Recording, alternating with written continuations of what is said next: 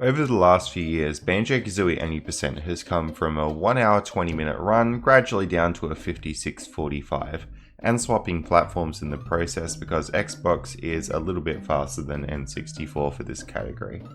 But a couple nights ago, we had a huge jump, and I'm talking a 16-minute jump. In this video we're going to look at the new tech which makes this possible and also explore the 40-minute 29-second run in detail.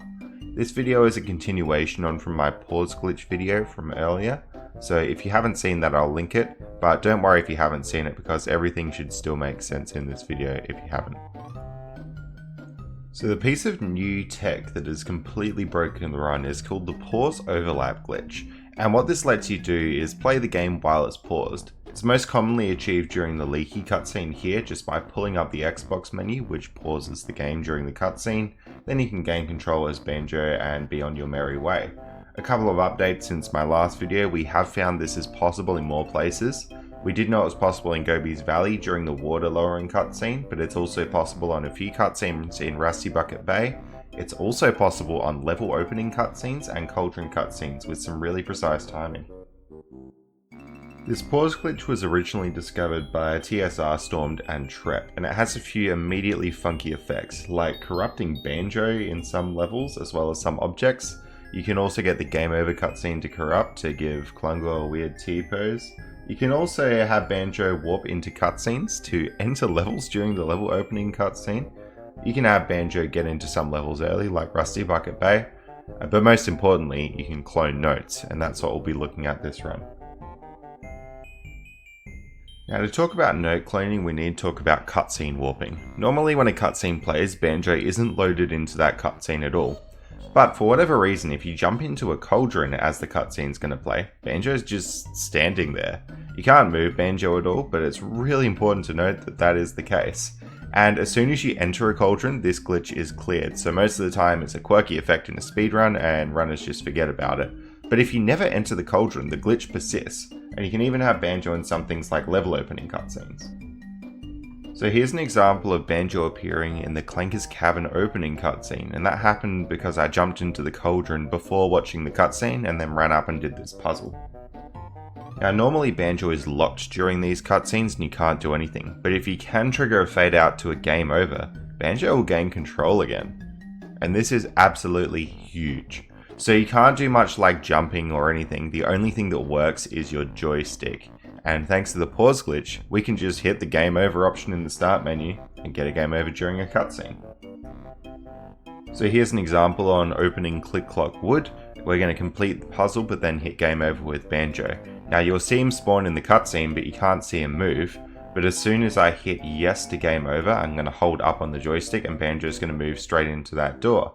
Instead of snapping back to the puzzle, you just snap straight into Click Clock Wood. That'll save a whole bunch of time in routing through the lair as well. Just keep in mind you do have to have a cauldron cutscene set up before you do this and a pause overlap glitch. You can also get some pretty funky effects like reverse pumpkin adventure. If you do happen to bring the pumpkin in here, you can have the pumpkin in the cutscene, get a game over and warp into Gobi's Valley, bringing the pumpkin with you. Pretty cool stuff. Now there's two different types of game over cutscenes. You can have the normal one like in Spiral Mountain, or you can get the proper fade out with the grunty face coming into the middle. And what determines that is whether you've watched this cutscene at the start of the lair. So because you want the grunty face fade in, you basically have to watch this cutscene in every single speedrun, but you can skip it by hovering over a file that has seen it first, and that means you can just press start and skip through the cutscene yourself. So it's a bit of an inconvenience that you have to go all the way back to Spiral Mountain at the start of a speedrun, but it's a big part of the routing. If you do get the normal game over cutscene, you will gain control of Banjo, but it'll fade out to a game over and it's not really that useful. So the original way we did note cloning was actually through stop and swap, of all things. This barrel's normally closed and you can open it using a code from the Treasure Trove Cove Sandcastle floor. In the cutscene, if you're spawned in with that cauldron state, Banjo will be standing at the top of the stairs here, and if you can gain control, you can get him out of the door for this room. So that's basically what we did in a speedrun. We're holding 5 notes in our hand at the moment, and we're going to finish entering the code to enter Mad Monster Mansion's cutscene. Then when the code is entered, all you have to do is hold basically down and left while hitting the game over fade out, and Banjo will pop straight into the cutscene. Really important to note the timing on this. You won't gain control until the cutscene would normally have ended. So you want to be hitting that game over fade out as late as you can while you're still in the cutscene. But if you hit it too late, you're going to snap back to the main map, and if you hit it too early, you're not going to gain control for long enough to run out the door. So it is some pretty precise timing, and you have to use like audio cues or visual cues to get it right. Although I brought my 5 notes in from TTC, I am still holding them, and I'm going to get the 6th note here in Mad Monster Mansion. So basically those 5 notes that I got in TTC counts as 5 notes in here, but also 5 notes in MMM. So although there's a normal cap of 900 notes in the game, if I went and collected everything now, I could get 905, essentially cloning those 5 notes. And there's nothing to stop you bringing 100 notes in and cloning them up to 200 in this level. And if you go and collect all 100 notes here, you will get 105 out of 100, and that stays permanently on your file. There is a cap of 255 notes in the level though, so you can't just use this to basically get infinity notes. It is capped there. And from what I've heard, your save file actually caps it at 128, so this only really works while it's powered on, and if you want to power it off and save your file, you better make sure you don't get more than 128. I haven't tested that yet though. So although the note cloning was really cool, it was unfortunate that we had to use the stop and swap codes. It took a long time and it is technically considered a cheat, so only any % with cheats benefited from it. But since then we found some new strategies to clone notes without using any sandcastle codes. And it comes down to how level exiting works. Normally when you exit a level, you're going to hit the exit pad. So the 50 notes that I have here, I'm going to take those 50 notes out. My note score will sort of be saved, and then next time I come into the level, it will give me 50 notes back again. And hitting the level exit pad basically takes the notes out of Banjo's hand and saves them as a level note score, just like that. The reason the stop and swap cloning work is because when you warp from TTC to Mad Monster Mansion, you never hit the level exiting pad, so you're still holding those notes from TTC and they stack on top of the ones from Mad Monster Mansion. So you might be wondering, well, how do we break out of levels without hitting the level exit pad? And the answer is witch switch cutscenes. So I'm already holding a bunch of notes in my hand here, and we're going to hit the witch switch cutscene for Clanker's Cabin. That shows us a cutscene sort of in the lair central area, and if we gain control in that cutscene, we can escape through a door. I can't stress how tight the timing is on this. You have to get into Talon Trot, hit exit game, hold right, and then down right to get through the door. This is the easiest one, and it's still incredibly difficult. So basically, I've escaped Clanker's Cabin, and I'm still holding 235 notes. If I then go through an open Mumbo's Mountain, when you come into the level, you'll notice you don't get the normal jiggy puzzle piece fade in that you get. You just run straight into it. That means you got the glitch. So if we keep going through Mumbo's Mountain and keep collecting notes, something interesting will happen. Also with jiggies, the count goes up from 5 to 6, whereas my first one in the level. So 236 notes. That means that I've taken the Clanker's notes into Mumbo's Mountain successfully. So the note scores stack and the jiggy scores stack. This is not actually cloning your jiggies because jiggies use a different system, but it is cloning your notes. So I had the 235 notes from Clanker's Cabin, and then I brought them into Mumbo's Mountain, which essentially made them count twice. So it cloned those 235. Now you just have to be really careful because if you get over 255 notes, the game can't handle it and it rolls you back to 0. So I'm being very careful in the run there to not go over 255. Now the reason you need all these notes is for the 810 note door. So in this run I accidentally got 20 too many notes just because the route was new. But you can see I've got 831, which is more than 810, so that allows us to open it. Xbox is a bit funny as well, because you do need an open door of Grunty here, even though N64 has a skip for it. So the 810 node door has been the biggest bottleneck for the longest time in Banjo speedrunning. You just need the 810 notes to get past, and we haven't found a skip that's viable to do in RTA speedruns at all. We have found a couple of Taz skips, which we're about to see here, but they're not quite realistic for a human to do yet, just due to the extreme precise positioning that Banjo needs, as well as some really precise lag stuff. And the frustrating thing about the 810 note door is all the note doors before it are fairly easily skippable. So if you could skip it, you'd basically need no notes in the run, which is pretty frustrating. So if we can find 810 skip, that's going to be a lot faster than the route we'll see today. but actually being able to clone your notes and get a lot more notes a lot more quickly helps you because, well, you're going to get through the 810 door quicker and have to collect less notes overall. So before we talk about the new route and the new discoveries, it's important we understand where we came from. So we're going to talk about the previous route, which is known as the RBA route, and we'll be looking at 7 Hornet's former world record of 56.45. If you haven't seen this run, I'd really recommend checking it out because there's lots of cool stuff with the B that is not in the new route. So definitely worth looking at. It's going to start off with a glitch here, and it's called Demo Desync Adventure, or DDA. 7 Hornet's going to enter the Rusty Bucket Bay demo holding the camera a particular direction. That'll desync it and allow Banjo to fall off and die. This puts you in the demo file. Now the demo file is really cool. It's got nothing collected, so no notes or jiggies or anything. But it does have all the moves, and it does have 25 Mumbo tokens. And it also starts you in Rusty Bucket Bay if you do DDA from Rusty Bucket Bay, which is the only place where it's possible to do it. So starting in Rusty Bucket Bay achieves a few things. It skips you raising the water level in the lair, and it skips a whole bunch of lair movement. It basically gives you access to the end of the lair early, and as soon as you hit cauldrons to activate warps, you can go pretty much any way you want in the game, opening up a lot of possibilities.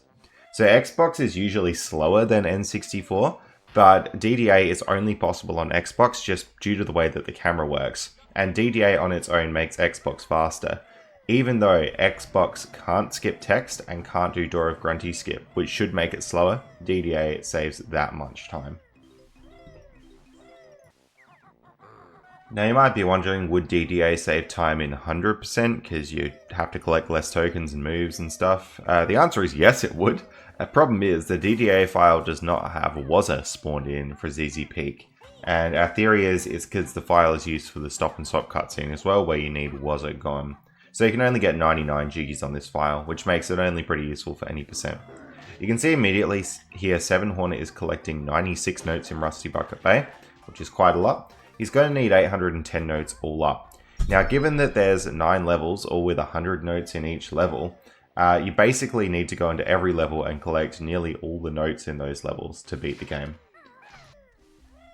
So that's exactly what 7 Hornet's going to do. We're going to do a mad rush into all the levels and grab a whole bunch of notes.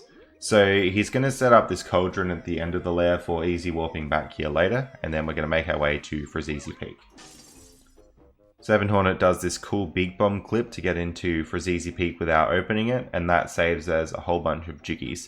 Jiggies are really important in this run because you need 25 to open Door of Grunty, and jiggies are pretty slow to get. So if we can avoid opening a level, we want to do that. We've already avoided opening Rusty Bucket Bay because we started the run in there.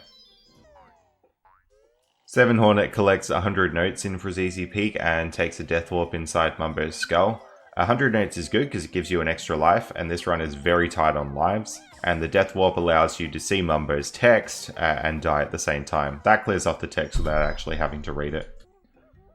From here, 7 Hornet goes all the way back to the start of the lair and opens Mumbo's Mountain. This does cost a jiggy. He's going to get 94 notes in Mumbo's Mountain, and the other 6 are locked behind the Termite transformation, which is too slow to be worth it.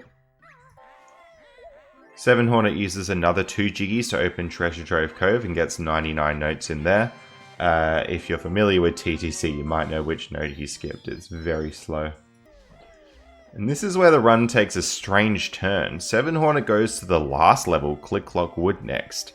And this is because this level has a really important transformation, the B. And that's why we call this the reverse B adventure route. We're basically at the start of the run here, and we're in the last level. We're going to transform into the B and take the B out.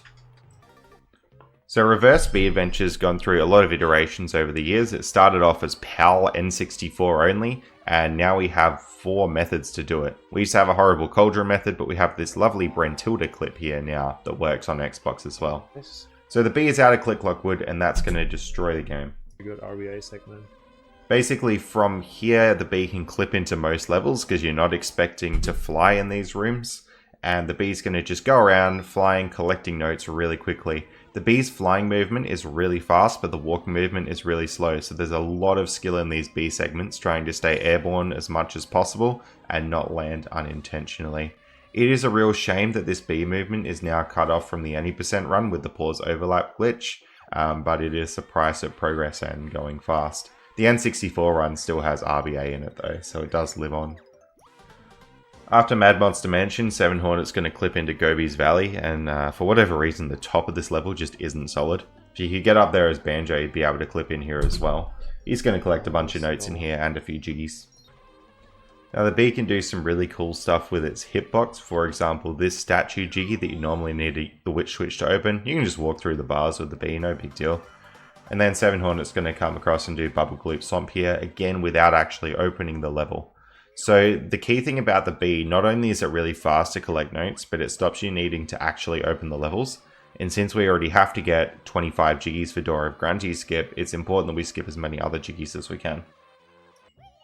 After this, 7 Hornet comes back and does Clanker's Cabin, and you can literally just fly over the roof of this room to get into Clanker's. No big deal. They just didn't expect you to get up to the roof in this room, which is a pretty fair assumption to be honest. Clanker's Cabin's normally really slow because you have to do a lot of swimming, but with the bee, it's pretty fast. Just with the bee, you can't actually swim underwater, so you need to fly around the water out of bounds to get underneath it. With all the notes in hand, 7 Hornet heads up to Furnace Fun towards the end of the game, and this is a good example of how frustrating Xbox can be without text skip. But 7 Hornet heads through here and eventually skips the quiz. The skip for the quiz is called an impulse skip, and it involves getting into Talent Rot on a tile like that and getting a question wrong. For whatever reason, the game tries to knock you off but can't quite do it, brings down all the barriers, and you can head across the board. And that glitch has been done in various forms for many years now. 7 Hornet has his 810 notes to get through the note door and has collected 25 jiggies at this point to open Door of Grunty. At that point, it's just beating the Grunty fight to finish off the run. So now we're going to move on to looking at the new route using the pause overlap glitch. And we'll look at my 40-minute 29-second run as a demonstration of this.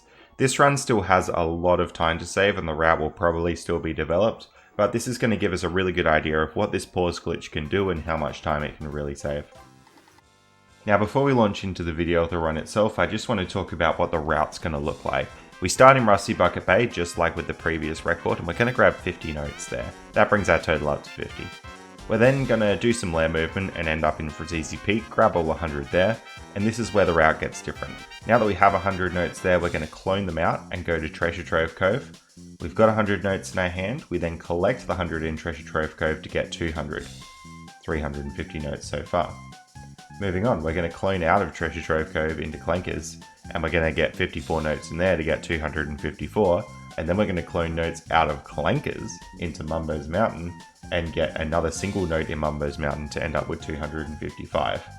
So that puts us at 859 notes, meaning that we can actually skip another 49 notes on top of this, and just depending where they're quick to skip is where we'll end up skipping them. So note here, I've got 859 notes, but realistically, I got 50 in Rusty Bucket Bay, 100 in FP, 100 in TTC, 54 in Clankers, and 55 in Mumbo's Mountain.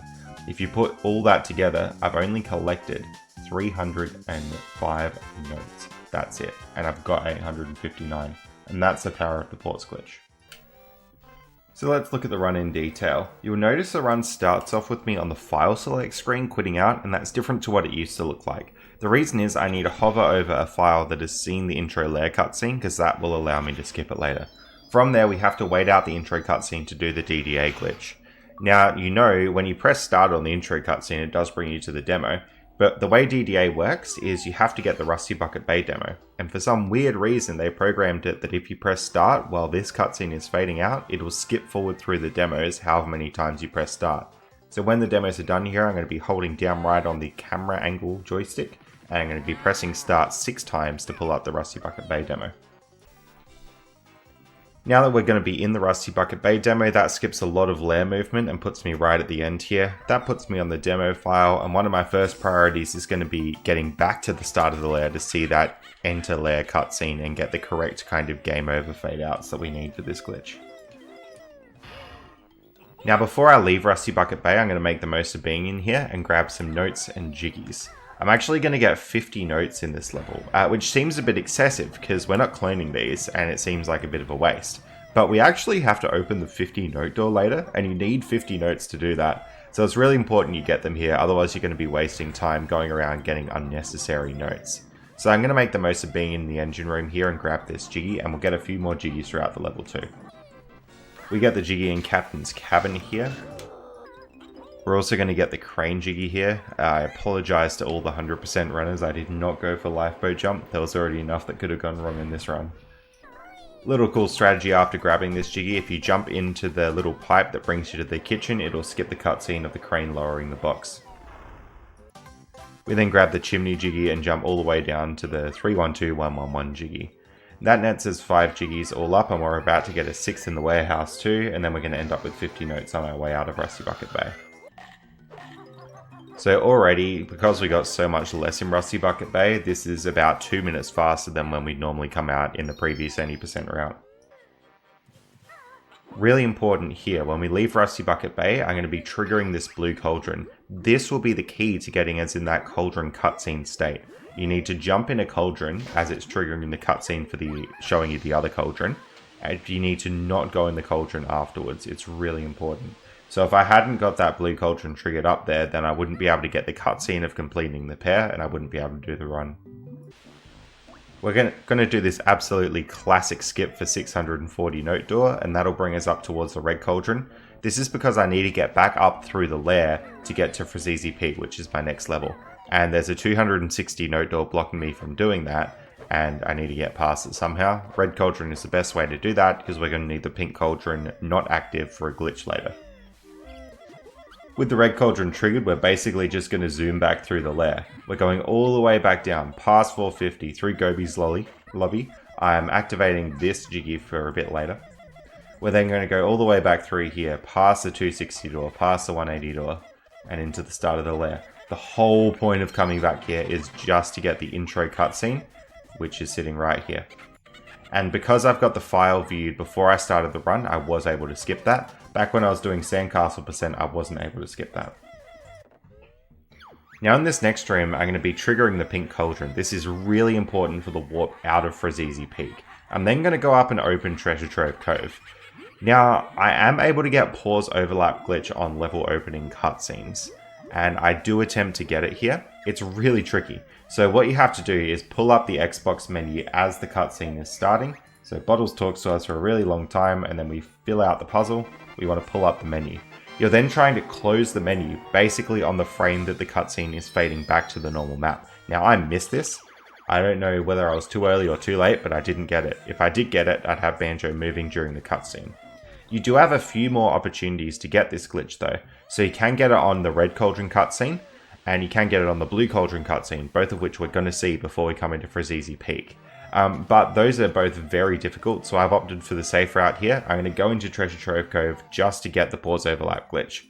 I'm also not sure. My theory is that to get the pause overlap glitch on a level opening cutscene, you have to be in that cauldron cutscene state, but I'm not sure whether that's true or not. That's sort of why I went for the safe strat here and thought, okay, leaky cutscene, let's get the pause overlap glitch. The way that you do this one is you just time it for the Xbox menu pressed as soon as the shrapnel in the water explodes. So right there, press Xbox menu, press out of it, and we got the pause menu up, and we're moving Banjo. Excellent stuff. After leaving TTC, we're going to go up back through the lair. We're going to be taking this red cauldron all the way back up to the top, and that's to skip all those note doors. I'll then take it back through here and go through the whip cracks, and we're going to be hitting the blue cauldron to activate the cutscene.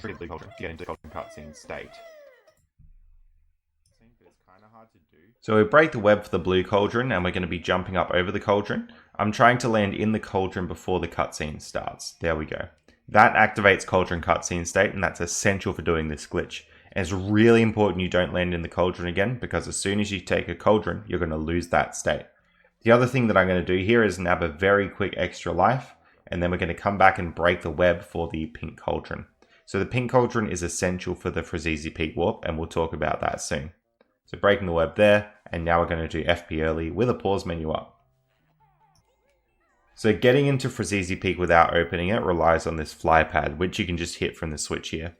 You have a little bit of time to get to it, and once you get to it, you fly up and you try and get a big bomb out of bounds. This is incredibly difficult with the pause menu up. It's really easy to see on your video feed, but on my CRT it was dark and I basically could not see what I was doing.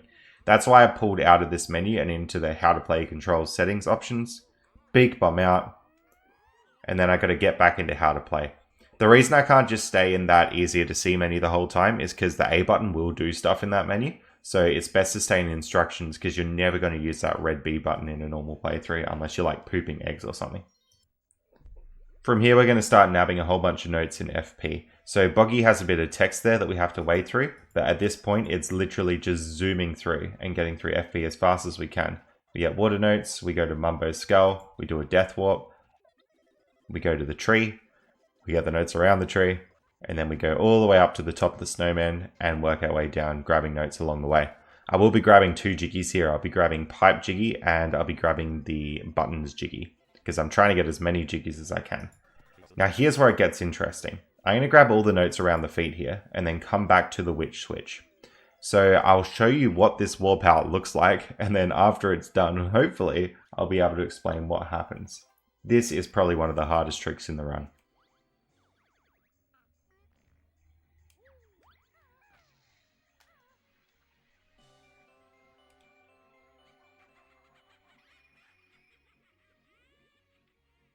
We got it.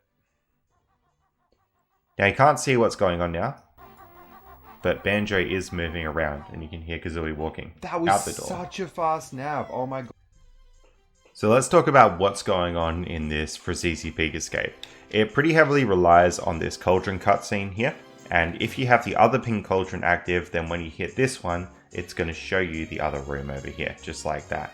So that's one part of what's going on. It's also pretty reliant on the Witch Switch cutscene from Frazizi Peak, which looks like this. It opens up the Jiggy door, you see the Jiggy, and then it pulls you back to Frazizi Peak. What we're going to do is we're going to hit the cauldron cutscene during this one. So basically what needs to happen is we'll hit the Witch Switch, get into Talon Trot, and then as this door is opening, we're going to be getting our game over and walking out as Banjo. Now hopefully we hit the cauldron cutscene. That there, for example, was far too late compared to what I needed. But if you hit it a little bit earlier, it will actually work. So it's pretty tight timing window. And in fact, if you don't get Banjo into Talon Trot, he'll just be on foot when he spawns into that map, and you won't actually have enough speed to reach the cauldron. So what's actually happening here is this is basically where you spawn in that cutscene. This is the default exit in the room, so no matter what cutscene plays in this room, if you get Banjo to spawn into it, he will be standing right here. And the camera's actually not pointing this way, it's sort of pointing up like that to the default position. So if you hold left, what normally happens is you bonk into that bit of wall, so you've just got to hold pretty much down left until you hit that cauldron cutscene there.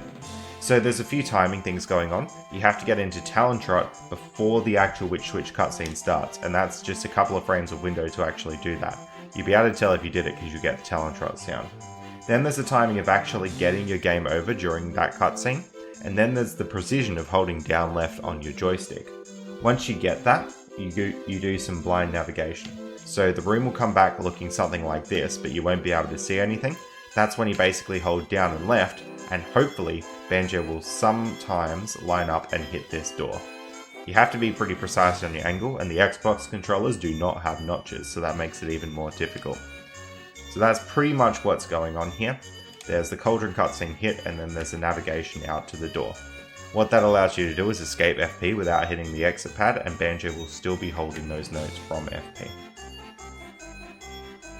So if you're keen to try this one out yourself, I do have a handy dandy cheat sheet that I wrote, and those are the angles to hold and the timings to press it. Let's have a look at the glitch again and see if we can make some more sense of it.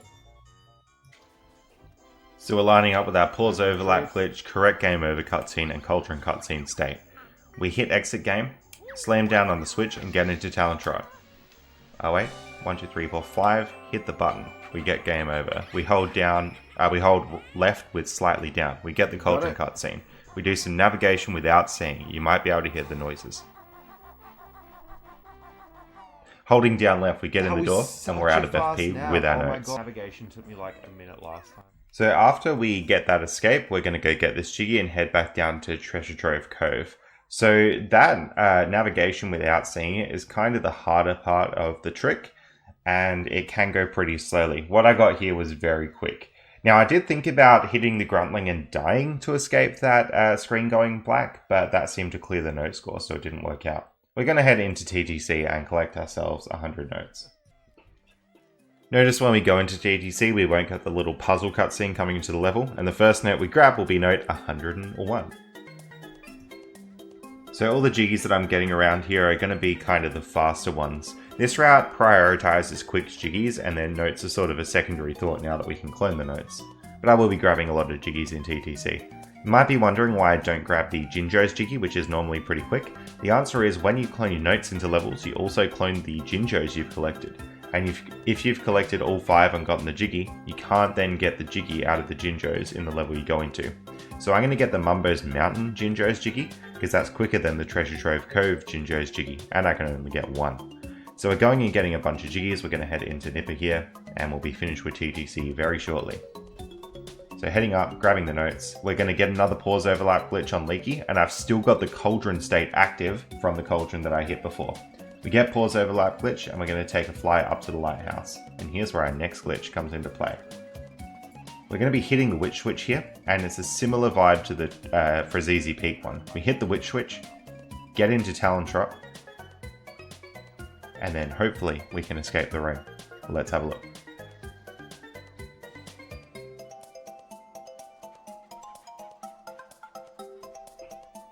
And now we've escaped holding our 200 notes.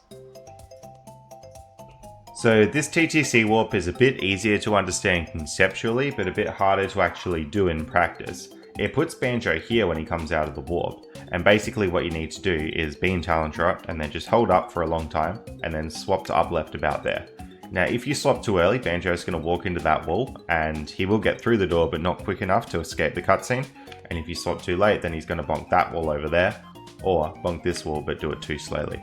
So you have to hold up and you have to then swap to up left with some very precise timing, and realistically you've only got a couple of frame windows to do this. So I've got the little guard up the top there, and let's look again at this trick and see what happens. Into Talon Trot. You're pressing A just before the jiggy lands, you're holding up until you can't see any more of the brown texture. Then you hold up left and we're through the door. Now I will really stress with all of these glitches, you got a few tight timings to do. Not only do you have pressing A for the game over, but you also have getting into Talon Trot before the cutscene starts. We're then opening the Clankers puzzle here because that's our next level, and I'm really hoping that I can get the pause overlap glitch out of this cutscene. I do go for it, but I have no luck in getting it. What you're supposed to do is hit unmenu right as the cutscene's ending, but I must have messed up the timing or something. I have done it on the Rusty Bucket Bay puzzle, but I've never gotten it to work on the Clankers puzzle here. So this is probably the biggest mistake of the run, or not mistake, but biggest mess up of the run, and we're going to have to fix it. So what I'm going to do is go into Clankers and clone our notes into there. So I'm basically going to go in, grab a note, and then leave. That'll update our total, because we're currently holding 200 notes in our hand. When I get the first note in Clankers, it's going to update it to 201. Then I'm going to have to go back and get a pause overlap glitch somewhere, so I will be going back to TTC here, even though optimally I wouldn't do that. So we're going to go in and get a couple notes. Now that we're in here, I'm still holding my 100 from FP, and it looks like 92 from TTC, and it's updated my note count for Clankers. From here we're all good, we can just go back to TTC, get pause overlap glitch, and come back and do Clankers properly. Alright, now we've got pause overlap glitch from Leaky, we're heading back into Clankers, and then we're going to get a few notes and jiggies in here. Clankers is a very slow level, which is why we normally do it with the B in the old any% route, but we won't be getting the B in this route. The reason being is because it takes 15 jiggies to open Glicklock Wood, and it's simply just not worth it. Most of these warps rely on ground pounds and witch switches, which you need Banjo for anyway, so the B just does not make sense in this route anymore. It's a bit of a shame since it was one of the cooler parts of the old route. What we're basically going to do is raise Clanker up, go around and get a few very quick jiggies, and then we're going to warp straight out of this level. We won't spend too much time in here at all.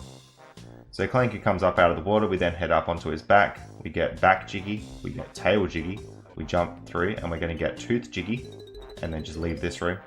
We're then going to get bolt jiggy up the top, and we're going to jump into the witch switch room. From the witch switch room, we go forward and get that jiggy, and then we're going to come back and set up our next duplication. So this will be our last one here. We're on the witch switch, and this setup's actually pretty easy, so I'll just explain it. You get into Talon Trot before, and it's even possible if you miss the Talon Trot.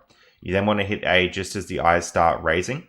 You hold right until you can't see Banjo anymore, and then you swap to holding down right. So Talon Trot, hit A, hold right, swap to down right, you're through the door. you should come out of the 50 note door, and we're still holding those 230-ish notes that we have in Clankers. From here, we're going to go through. We're going to open Mumbo's Mountain, and we're going to head straight in there. And we've got all of our notes. You have to be kind of careful about which Jiggy is the 10th Jiggy you grab, because I will get that dance for grabbing the 10th Jiggy in a set. Now at this point, I'm holding kind of like 230, 240 notes, and everyone in chat was going off and saying, why are you skipping so many quick notes? The reason being is that I can't get any more than 255 notes in Mumbo's Mountain. That's just the hard limit that the game sets.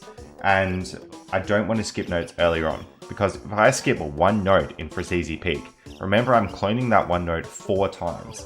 So every one note that I skip back there is like skipping 4 notes in total.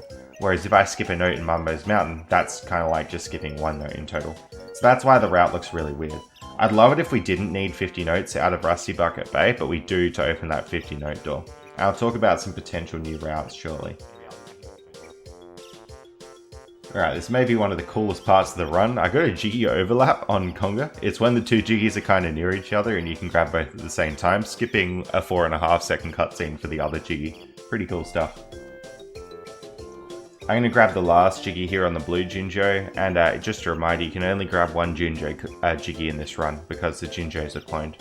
We then go and get some more notes, but I want to make sure that I don't hit over 255. If you do, it'll say 256, but the game actually reads it as 0 notes and it lowers your note score.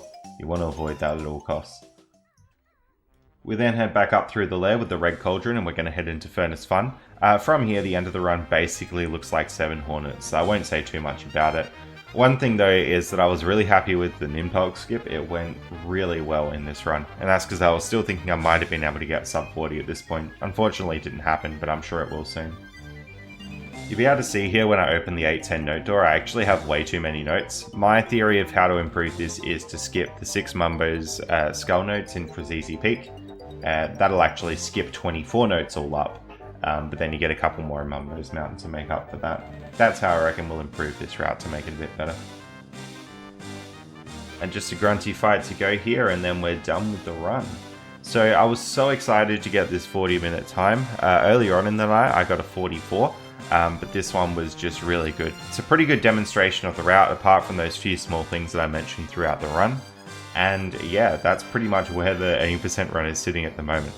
Now, that's the case for these warps, but there's another warp that I haven't talked about yet, and it's Rusty Bucket Bay Warp, and it could be the key to making this even faster. So the next big potential time save could come from this Rusty Bucket Bay Witch Switch. If you hit it, you'll get a cutscene of this room here, which you actually can escape from.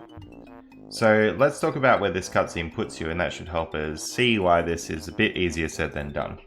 So the cutscene puts you here, just here. The camera's pointing kind of towards the Jiggy anyway, so you hold down right and you make it straight out the door. In fact, it's so easy that you can get it in practice pretty much every time. All you have to do is go into this cutscene, get your game over on the Xbox, hold down right and you're through. You escape, no biggie, clone the notes from Rusty Bucket Bay. But to actually get into Rusty Bucket Bay, you have to raise the water level. And the water's here, and now we're underwater. This complicates things a lot. To demonstrate what I mean, let's look at what a cutscene looks like when Banjo is underwater. So your Banjo will spawn in here, but immediately float up. And remember, you don't gain control until the actual end of when the cutscene would normally finish. So if Banjo is underwater here, he's going to float up all the way, and you're not going to be able to get through the door. That is until you actually get into Talon Trot before the cutscene. So the Rusty Bucket Bay Warp is really hard. You have to get into Talon Trot before you go into the cutscene, and then you have to hold a pretty precise angle on the joystick. I've got it in practice, but I've never actually got it on the Xbox console, even though I'm pretty sure it's theoretically possible. Now here's a little diagram for anyone who's game enough to try it, and if you do get this to work, I'd be really interested to hear how you got it to work and whether it's consistent. The actual timing of everything is fine, apart from maybe the Talon Trot before the cutscene starts. But the tricky thing is holding this exact angle on the joystick and knowing what you're doing. If you're even the slightest bit off this angle, the trick just flat out doesn't work. So this was the previous route as what we saw in that speedrun we watched. So let's talk about the implications of Rusty Bucket Bay Warp on this route. So you're going to start in Rusty Bucket Bay again. We're going to get 100 notes this time. We're then going to go back to the start of the game and have a look at this game over cutscene thing to get us set up in the right state. We're then going to do this crazy complicated trick called Rusty Bucket Bay early, and you can check out my previous video on this if you want to see how that works. But basically we can get into Rusty Bucket Bay without opening it. We're then going to do the incredibly hard warp out of Rusty Bucket Bay, and we'll bring 100 notes into Freezeezy Peak and claim them. Then we're going to take these 200 notes from FP, go to TTC just like what we did last time, bringing our total up to 554. We then take these into Mumbo's Mountain, clone them. That brings us up to 809. Now you might notice we're a note short. Well, all you need to do is go back into TTC, grab another note there, and that brings you up to 810. So this is pretty much what the route would look like if we can make RBB Warp work. My only concern is just how do we get the pause glitch into Freezeezy Peak. We'll have to find another spot to do that. But in theory this should all work out and be possible, if not maybe just in a different order or something like that, and it should save a couple of minutes. So with Rusty Bucket Bay Warp up in the air, you might be wondering about the other levels. Well, as we've already seen, we can get these 3 levels, and we've seen those in the run. And Rusty Bucket Bay, maybe not. It seems to be possible in theory. Now, we can also get Mad Monster Mansion, because that behaves exactly like the FP Warp, given the cutscene happens in the same room. It's just slightly different timing, but it still works. Now, let's have a look at the others. Mumbo's Mountain, it puts Banjo right there. You can easily walk straight into the level, but that doesn't do much because you're trying to escape the level. Mumbo's Mountain does not work. Bubble Gloop Swamp is really close. It puts Banjo there, and you can almost make it out to the door, but you just barely miss. Gobi's Valley puts you right in front of the door, and you pretty much can't escape this situation, and Click Lock Wood does the same thing, so no warps out of there. So the route that we've got is pretty much the route that we're stuck with unless something else major gets found, but maybe with Rusty Bucket Bay Warp we can make it that slight bit faster. I will also mention here this is a nice fun way to exceed the 900 note cap on your own save file by quite a lot. I'm not sure what will happen on the Xbox leaderboards if somebody gets more than 100 notes, whether it will consider them in first place or not, so that's something worth testing out. The other thing that might pull the run down quite a lot would be something like an 8-10 note door skip. The default cutscene position that it puts Banjo is here, right next to Dingpot, and if you get a pause glitch off the Cauldron cutscene in this room, you can actually stand next to Dingpot and talk to Dingpot during the cutscene. Problem is, with all these cutscene glitches, well, you only have joystick movement, so Banjo can only just move around in this room. This room actually has solid ground, it's just not visually loaded in right now. So without jumping, you'd have no way of getting into Dingpot like this, and even if you could jump and get into Dingpot, the issue is you have to watch this entire little bit and watch Banjo zoom up into the roof to the grunty fight. And the little game over fade out is not long enough to do that. But that being said, just like how this pause overlap glitch combined with a lot of other glitches to make it work, and it was just the last piece in the puzzle, hopefully something can combine with this glitch to make 8-10 skip work. And I have very high hopes for the future that that would be the final resting place of any %, at least for a very long time. Because the 8-10 note skip has eluded us for a long time, and I think, hopefully, it's coming towards its end. I'll also mention that if we did get an 8-10 note skip using this cutscene method, it likely would be a Door of Grunty skip on Xbox as well, because Banjo is standing right behind Door of Grunty right now. The other potential time save for any % could be getting a Door of Grunty skip either with the traditional method or using something like Corruption on Xbox like we see here, but that glitch is prone to crashing and we haven't got anything super useful out of it yet, so it's still a little while off. So that's going to be it for this video. A huge shout out to TSR Stormed and Tret for finding the original glitch and to 7 Hornet for taking the old route to its limits. It's definitely an interesting time for Banjo, and I anticipate we're going to have a lot more any % runs coming through in the future. If you're interested in glitch hunting at all, I'd recommend checking it out, because I reckon there's still stuff with this glitch that we haven't quite thought of yet. Definitely worth looking into. And if you decide to pick up the any % run as a speedrun, let me know and I'm sure I'll be able to help you out with some of the setups and everything. They're not easy, but they seem fairly consistent after messing around with them for a little bit. I should have more coming out like this soon, and if you like this content, a subscription is always appreciated. Thanks for watching, and I'll catch you next time.